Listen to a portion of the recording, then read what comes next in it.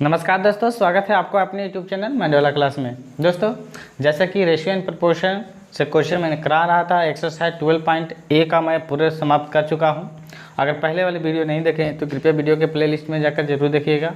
अगर आप हमारे इस चैनल पर नए हैं तो कृपया हमारे इस चैनल मंडोला क्लास को लाइक और सब्सक्राइब कर लीजिएगा, ताकि आप सब्सक्राइब कीजिएगा तो बेल आइकन को पूरा दबाइएगा, ताकि जो भी वीडियो मैं बनाऊँ आपको तो सबसे पहले पहुँच जाए। तो ज़्यादा समय नहीं लेते इस वीडियो को यानी चालू करते हैं। कहने का मतलब है कि एक्सरसाइज आज चालू करने वाला है 12.B का। ठीक है, चलिए अब देख लीजिए आज का पहला क्वेश्चन क्या कहता है, ध्यान से समझिएगा। तो देख लीजिए, कहता है कि एक थैली में 1 रुपया 50 पैसा तथा 25 पैसे के सिक्के 5:6:8 के अनुपात में हैं। यदि इस थैली में कुल धन मतलब कुल रुपया 210 हो तो प्रत्येक प्रकार के सिक्कों की संख्या की याद कीजिए। तो इसको यह एसएससी परीक्षा 2005 में क्वेश्चन पूछा था मेरे दोस्तों। तो इस प्रकार का क्वेश्चन को किस प्रकार से बनाएंगे, चलिए आइए देख लेते हैं। तो सबसे पहले मैं इसको 2 मेथड बताऊंगा, पहले तो बेसिक और दूसरा कॉन्सेप्टली। तो पहला बेसिक मेथड देख लीजिए, कितना कितना है देख लीजिए। रेशियो में दिया गया है तो ये है कितना 5, और रेशियो मान लेते हैं x, क्योंकि x हमेशा क्या होता है, कांस्टेंट होता है। ये 8x है। कुल धन हमको पता किया है कितना 210। कुल धन का मतलब सबका जोड़ के ना, तो सबका जोड़ का बीच में जो रेशियो खत्म हो जाएगा, क्योंकि रेशियो को क्या मान लिए, x मान लिए। आप ध्यान से समझिएगा कि 1 रुपया की सिक्का है तो 1 से ध्यान से डिवाइड कीजिएगा। ये 50 पैसा है तो 50 पैसा है, ध्यान से समझिएगा। अगर इसको रुपया में चेंज करेंगे तो 100 से डिवाइड कर दे तो 1/2। इसका मतलब है कि यहाँ 2 से डिवाइड होगा, समझ गए ना। उसी प्रकार यहाँ कितना यानी कर कि 25 पैसा का सिक्का है तो 4 से डिवाइड कर दीजिए। आप सीधा सीधे एलसीएम ले लीजिएगा तो 4 और 2 के एलसीएम कितना आ गया 4। अब देखिए कितना हो जाएगा ये, तो 5 को 20x और प्लस के कितना हो जाएगा देखिए 6 दूनी 12x और प्लस के कितना हो जाएगा 8x इक्वल टू कितना आ गया 210। आप देख लीजिएगा कितना से कटेगा। तो देखिए सब 12 8 20 और 20 और 20 कितना हो गया 40, x बटा में 4 और बराबर के कितना है 210। आप देखिए 4 दहेंगे 40, कट गया 1 0 से 1 0, तो x बराबर कितना आ गया 21। तो ध्यान से समझिए कि x बराबर 21 आया। तो ध्यान से समझिए, तो अब क्या कर रहा है कि 50 पैसा के सिक्कों, पहले 1 रुपया के सिक्कों की संख्या कितना आ गया, तो x किसको माने थे, तो 50 पैसा तो 1 रुपये के सिक्कों की संख्या पूछ रहा है। 1 रुपये के सिक्कों की संख्या कितना था 5x, तो 5 गुना में 21, 75 से इतना रुपया आ जाएगा। ठीक है, आप करा कि 50 पैसा के, तो 50 पैसा के निकाल दीजिए कितना था 6x था, तो 6 गुने 21, तो 21 कितना हो गया 26 से। ठीक है, 6 एकम 6 और 6 दूनी 12। ठीक है, अब 25 पैसा के सिक्कों की संख्या कितना है, तो 8x है। कितना है 8x, तो ये 8x है, तो 8 गुना का 21, तो 21 से 168, और ये सब कुछ में आ गया, सब रुपये में आ जाएंगे। ठीक है, ध्यान से समझिएगा। तो ये तो हो गया आपका क्या, एक कॉन्सेप्टली नहीं बेसिक है। आप चलिए इसको कॉन्सेप्टली किस प्रकार एग्जाम में बनाएंगे, चलिए आइए देख लेते हैं। देख लीजिएगा कितना कितना था 5 था, ठीक है, फिर 6 था, फिर 8 था, यही ना था। याद रखिएगा कि 1 रुपया के था, कितना का था 1 रुपया का था। ये कितना था 50 पैसा का था, और ये कितना का था 25 पैसा का था। और टोटल धन, टोटल मनी दिया गया था 210। इसको इग्नोर करके रख लीजिए। अभी आप देखिएगा कि अगर मैं इसको डायरेक्टली मैं बना दूं तो ध्यान से समझना कि अगर 1 रुपया के 5 सिक्का है तो क्या रुपया हुआ, 1 रुपया के 5 सिक्का तो क्या रुपया 5 रुपया। तो यहाँ पर कितना लिखेंगे 5 रुपीज। ठीक है, आपको समझाने के लिए आर लिखा हूँ, लेकिन आर से कोई मतलब नहीं है। अब यहाँ देखिए 50 पैसा के 6 सिक्का है, यानी 98 के वो है 6 गो, तो 6 98 तो के रुपया हुआ। ध्यान से समझिएगा, तो कितना हो जाएगा आप देखिए, आगे समझाने के लिए समझाता हूँ। 1 98, ठीक है, 2 98, 3 98, 4 अठन्नी, 5 अठन्नी और 6 अठन्नी। तो जब 2 अठन्नी मिलाते हैं तो 1 रुपया, फिर 2 अठन्नी मिलाते हैं तो 1 रुपया, फिर 2 अठन्नी मिलाते हैं तो 1 रुपया। तो अब टोटल के रुपया हुआ 3 रुपया। तो ये कितना हो जाएगा 3 रुपया, समझ रहे हैं ना। अब उसी प्रकार से 25 पैसा 8 गो है। 25 पैसा कितना है 8 गो। इसको मतलब है कि 8 गो है, तो इसको मैं देखिए 2 इसमें 2 इसमें, यानी 2 2 4 2 6 2 चौको 8। इसको मतलब है कि अगर 25 पैसा के सिक्का 8 गो रहेगा तो क्या रुपया होगा 2 रुपया होगा। क्योंकि अगर हम 1 रुपया में देखते हैं तो 4 25 पैसा होता है। कितने, यानी 25 चौको 100 पैसा होता है ना 1 रुपया में। तो 1 रुपया में कितने 25 सिक्के हो गए 4। तो 2 रुपये में कितना हो गए 8। तो इसलिए यहाँ पर कितना हो जाएगा 2 रुपीज़। अब आपको समझाने के लिए यहाँ आर लिखा था, आर कांस्टेंट है। अब टोटल कितना रुपया हो गया, तो देखिए 5 3 8 3 10 रुपीज़ हो गया। और ये टोटल रुपया दिले था 210। तो 1 रुपया निकालेंगे तो कितना निकल जाएगा 210 बट्टा में 1 से 1 तो 21 हो गया। अब 21 का मान 5 रुपया के निकाल दीजिए। 1 रुपया का सिक्का कितना था, तो ये 1 रुपया के सिक्का मतलब नहीं निकला है, समझिए कि 1 रुपया का मान इतना निकला है। तो सीधे यहाँ पर ये देखिएगा 1 रुपया के कितने सिक्के थे 5 सिक्के। तो 5 सिक्का के कितना हो जाएगा, तो 5 गुने 21 तो 1 5 75 से हो जाएगा इतना रुपया। और फिर 50 पैसे का 6 सिक्का था, तो 6 गुने कितना हो गया 21 तो 21 26 से। और फिर 8 गुने कितना हो जाएगा 21 11 60 से। ये सब रुपये हो जाएंगे। तो ये हो गया कॉन्सेप्टली मेथड। तो इसको कॉन्सेप्टली मेथड इस प्रकार से बनाएंगे, आपको समझाने के लिए उतना बताया था। तो अब चलते हैं अगले क्वेश्चन की और इसी प्रकार से आप देखते रहिए। देख लीजिए दोस्तों, अगला क्वेश्चन क्या कहता है, बहुत ही इंपॉर्टेंट क्वेश्चन है। ये भी एसएससी परीक्षा 2006 में क्वेश्चन पूछ चुका है। तो ध्यान से समझिएगा, नहीं तो फिर क्या सदमे में पहुँच जाइएगा। बहुत सारे बच्चे सदमे में चले जाते हैं, और सर ये कैसे बन गया। तो ध्यान में रखिएगा, सदमे में नहीं जाना है, सदमे में क्वेश्चन को पहुँचा देना है। तो चलिए क्वेश्चन नंबर 2 क्या कहता है कि ABC पिछले वर्ष की आय का अनुपात 3:4:5 है। यानी 3 गो है, क्या क्या है ध्यान से समझना। A है, AB है, AC है। इसका रेशियो कितना कितना दिया गया है, 3 दिया गया है, 4 दिया गया है, 5 दिया गया है। फिर क्या कहता है कि इनकी व्यक्तिगत पिछले वर्ष तथा इस वर्ष की आय का अनुपात इतना है, इतना है, इतना है। आप देखिए ये जो 3 वाला है ध्यान से समझिएगा, इसका जो आय का अनुपात दिया है 4:5, तो इसको 5 बट्टा में 4 कर देंगे।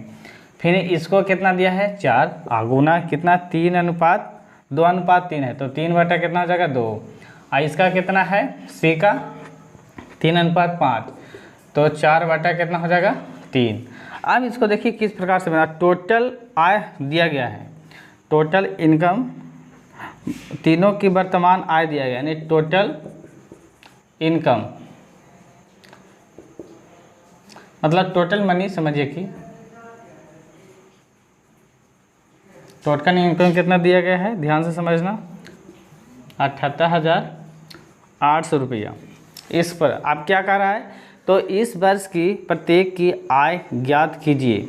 ठीक है, इस प्रकार से क्वेश्चन रहेगा। तो देखिए किस प्रकार से बनाते हैं। तो आप देखिए क्या करना है दोस्तों, कि सब का एलसीएम कितना हो गया।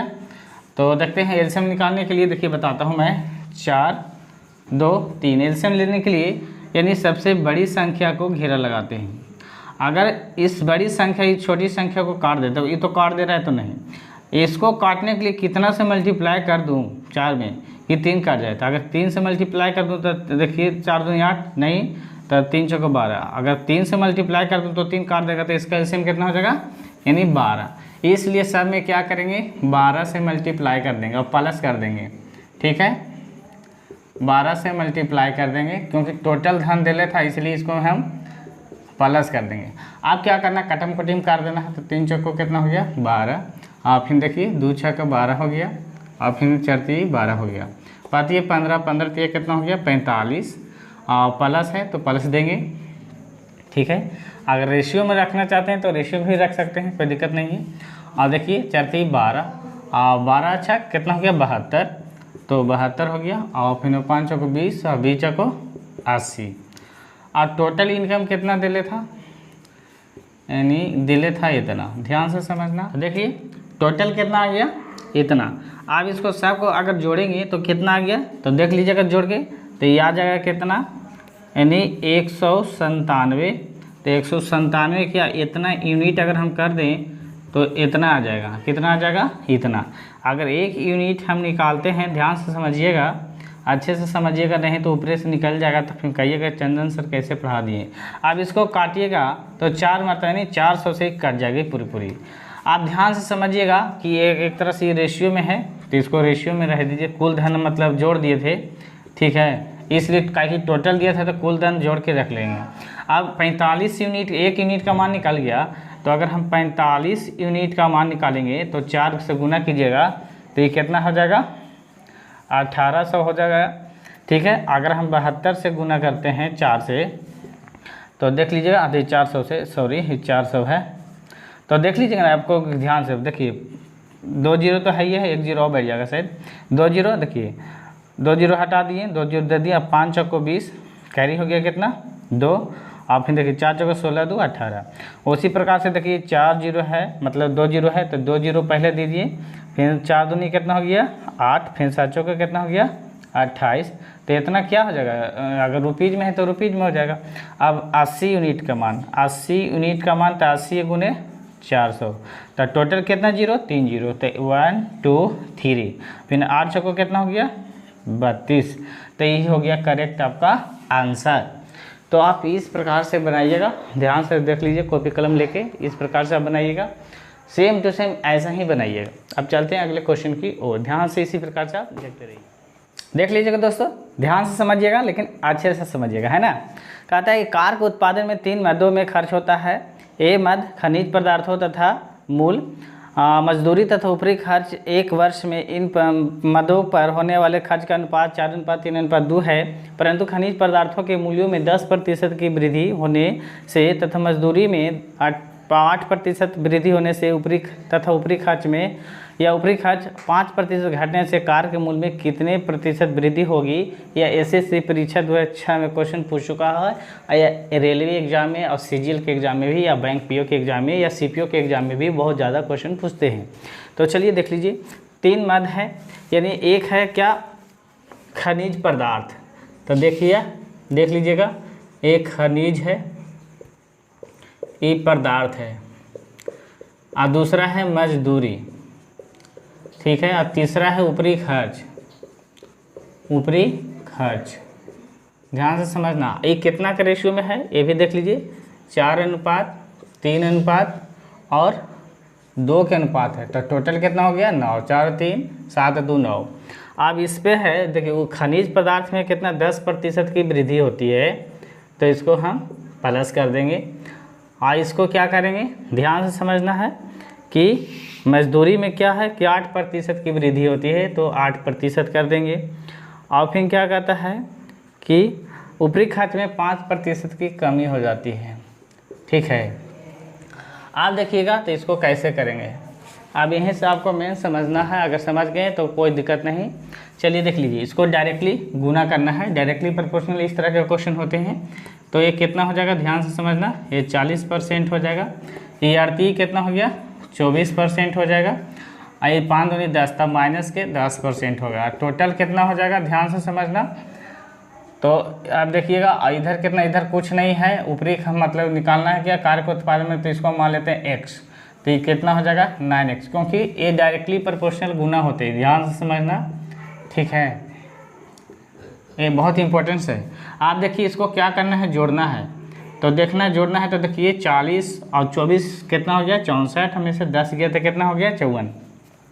देखिए 40 में से 40 और 24 कितना हो गया, तो 20 60 64 में से 10 गया, तो 64 में से 10 जाएगा तो कितना हो जाएगा 54 हो जाएगा, 54% हो जाएगा। और इतना इक्वल टू 9x दिया गया है, तो 9 से 54 सीधे काट दीजिए, तो यानी x इक्वल टू लिख सकते हैं कि 6% की वृद्धि होगी कार के उत्पादन में। क्या पूछ रहा था कि कार के मूल्य में कितने प्रतिशत वृद्धि होगी, तो करेक्ट आंसर कितना हो जाएगा 6%। तो इस प्रकार से आप कॉन्सेप्ट देखिए, एग्ज़ाम में जब इतना करने के मतलब उतना लंबा चौड़ा करने की ज़रूरत नहीं है। इस प्रकार से देखिए और आंसर मार दीजिए। तब चलते हैं अगले क्वेश्चन की और इसी प्रकार से आप देखते रहिए। देख लीजिएगा दोस्तों, ध्यान से समझना है और अच्छे से समझना है ना, क्योंकि ये भी एक क्वेश्चन है, हर एक एग्जाम में क्वेश्चन पूछता है। ऐसे तो ये परसेंटेज से क्वेश्चन दिया गया है, लेकिन ये रेशियो मेथड से ही बनाना है। चलिए देख लीजिए, एक विद्यालय में छात्र तथा छात्राओं का अनुपात 3:2 है। यदि इनमें से 20% छात्रों तथा 25% छात्रों को छात्रवृत्ति मिलती है या हो, तो विद्यालय के कितने प्रतिशत विद्यार्थियों को छात्रवृत्ति नहीं मिलती है। एसएससी परीक्षा 2004 में क्वेश्चन पूछ चुका है। तो देखिए, दो विद्यार्थी है, छात्र है, एगो छात्र है, एगो छात्राओं है। तो देख लीजिएगा, आपको हिंदी में ही समझा देता हूँ। एक छात्र है और दूसरा छात्राओं है। छात्राओं, ध्यान से समझना है, यानी एक लड़का है एक लड़की। इसको बॉय और गर्ल्स मान सकती हो। बॉय को बी मान लेना, गर्ल्स के जी मान लेना, मान से अपना। अब यहाँ पर यह है कि ये 3:2, ध्यान से समझना, 2 के अनुपात में दिया गया है। तो टोटल कितना हो जाएगा 5। आप क्या करें कि इसमें छात्रों को 20% मिला। चलो, छात्रों को 20% और छात्राओं को कितना मिला भाई 25%। क्या छात्रवृत्ति मिली? तो कह रहा कि कितने प्रतिशत विद्यालय में कितने प्रतिशत विद्यार्थियों को छात्रवृत्ति नहीं मिली। तो ध्यान से समझना। आइए लास्ट क्वेश्चन कर देता हूँ, क्योंकि थोड़ा सा सिर में दर्द है, इसलिए थोड़ा अब अगले क्वेश्चन फिर आगे मतलब फिर बताएंगे। फिलहाल एक क्वेश्चन देख लीजिए, बहुत ही शॉर्ट तरीका से बताऊंगा, ध्यान से देख लीजिएगा। आप देखिए कि कितने प्रतिशत को छात्रवृत्ति नहीं, मान लेते हैं कि पहले तो x% की छात्रवृत्ति मिलती है। ये छात्रवृत्ति कितने विद्यार्थियों को छात्रवृत्ति मिलती है, तो हम मान लेते हैं x। आप देख लीजिएगा, अब टोटल सीधे डायरेक्टली प्रोपोर्शनल है, तो क्या करना है हमको गुना करना है। तो ये कितना हो जाएगा 60%। ये कितना हो गया 25 दूनी 50। आप याद रखिएगा ये कितना हो जाएगा 5x। आप देखो दोनों पॉजिटिव है, यानी प्लस में छिपा हुआ है, तो दोनों क्या होगा, तो 6×5 11, तो 110 हो जाएगा। 110% इक्वल टू 5x। तो इसको डायरेक्ट काट दीजिए बाई 5 से, ऊपर यहीं से काट देता हूँ बाई 5 से। तो यानी x बराबर कितना हो गया 22%। एक का मतलब है कि x क्या माने थे कि छात्रवृत्ति मिलती है। एक का मतलब है कि 22% विद्यार्थियों को छात्रवृत्ति मिलती है। लेकिन क्वेश्चन में क्या पूछ रहा है कि कितने प्रतिशत विद्यार्थियों को छात्रवृत्ति नहीं मिलती है। तो दुनिया का कोई भी वस्तु अपने आप में कितना परसेंट 100%। तो सीधे लिखिएगा देयरफॉर कि छात्रवृत्ति नहीं मिलने वाले छात्रों का प्रतिशत, अब 100 में से क्या करना है 22 को घटा देना है। तो क्या हो जाएगा 78% ऐसे हैं कि विद्यार्थी को छात्रवृत्ति नहीं मिलती है। तो विद्यार्थी कितने प्रतिशत मतलब विद्यार्थियों को छात्रवृत्ति नहीं मिलती है, तो 78%। ठीक है। तो दोस्तों, आपको वीडियो कैसा लगा हमें कमेंट में ज़रूर लिख के बताइएगा। ठीक है। थोड़ा सा इधर प्रॉब्लम में चारों, इसलिए रेगुलर वीडियो नहीं दे रहा हूँ और इसी कारण से 3 हफ्ता से वीडियो नहीं दे रहा था, थोड़ा सा चल रहा हूँ। लेकिन मैं चाहूँगा कि मैं जल्दी से जल्दी ज़्यादा से ज़्यादा मैं आपको वीडियो पहुँचा दूँ। तो दोस्तों, आपको वीडियो कैसा लगा बताइएगा ज़रूर। मिलेंगे का अगले क्लास में। ठीक है। Thank you.